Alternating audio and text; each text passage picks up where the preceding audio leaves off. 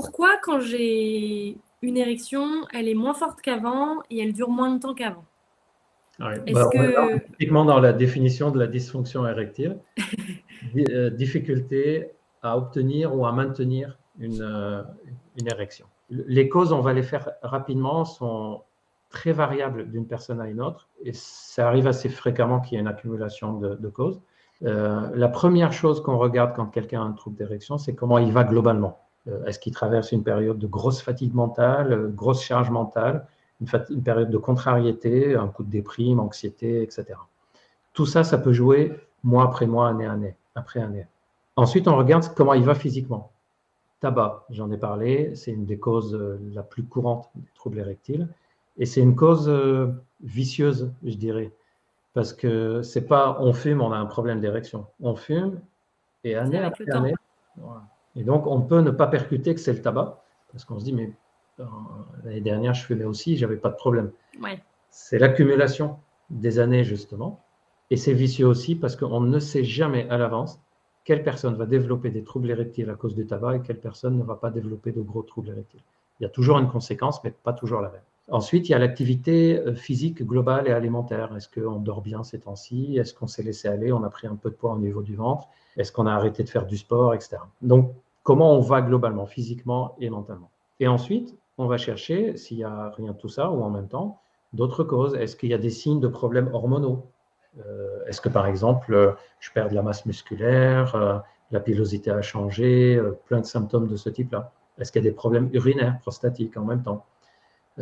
Et en fonction de tous ces symptômes-là, on va essayer de chercher la cause. Souvent, c'est un mix. On s'est laissé aller un peu physiquement. En même temps, on a traversé une mauvaise période, un peu de surcharge mentale. Et puis ensuite, la cause qui est toujours présente, c'est le cercle vicieux. C'est-à-dire à partir du moment où on a eu quelques rapports sexuels où ça ne s'est pas bien passé, naturellement, notre cerveau, la fois d'après, il va y penser. Comme on y pense, on est en état plutôt de vigilance, concentration, donc on n'est pas dans une excitation élevée, donc l'érection ne sera pas bonne, donc ça se passe moins bien, et la fois d'après, on y pense, donc ça recommence. Pour les personnes qui disent « Ah, bah donc il suffirait de ne pas y penser ».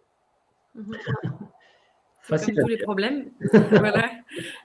Très difficile à faire.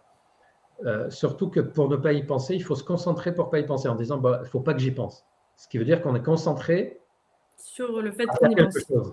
Or, il faudrait ne pas être concentré du tout. Il faut juste être en train d'avoir du plaisir et de l'excitation. Donc, c'est pour ça qu'il faut des techniques, ce qu'on avait mis dans le programme master, un peu adaptées, un peu différentes, un peu plus adaptées et différentes. Il y a aussi autre chose sur cette question de cercle vicieux. Il ne faut pas oublier que ce cercle vicieux, on le considère comme cause de la problématique, puisque plus on y pense, moins ça marche, plus on y pense. Mais ce qu'on oublie, c'est que c'est un phénomène normal, prévu par le corps humain, par la nature, par le créateur qui on veut, pour la protection de l'humain. Pourquoi je dis c'est un phénomène de protection? Quand j'ai vécu une situation et que cette situation m'a provoqué mal-être, douleur, frustration, en tout cas sentiment négatif. Si mon cerveau n'enregistre pas que cette situation me donne ce sentiment négatif, bah, je vais la recommencer tout le temps. Et donc, dès que je vis quelque chose de négatif ou de mal-être, quelque chose qui me met en difficulté, mon cerveau l'enregistre comme « attention, risque de nouveau de souffrir ». C'est fait pour pas qu'on retombe tout le temps dans les mêmes pièges, etc.